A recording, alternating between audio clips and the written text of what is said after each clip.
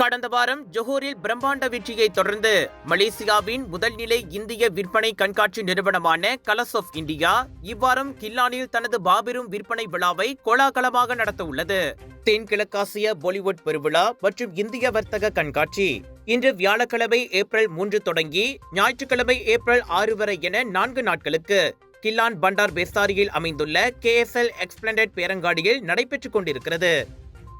மக்கள் எதிர்பார்க்கும் அனைத்தும் ஒரே இடத்தில் கிடைக்கும் வண்ணம் மலேசியாவின் முன்னணி மொத்த விற்பனையாளர்கள், வைரல் உணவு விற்பனையாளர்கள் என பலர் இந்த விற்பனை கண்காட்சியில் சிறப்பான கழிவு விலையில் உங்களுக்கு பொருட்களை விற்க காத்திருக்கின்றனர். இதனிடையே தமிழ்நாட்டின் சின்னத்திரை நடிகர்களான விஜய் விஷால், வெற்றி வசந்த், கோமதி பிரியா ஆகியோரும் சிறப்பு வருகை புரியவிருக்கின்றனர்.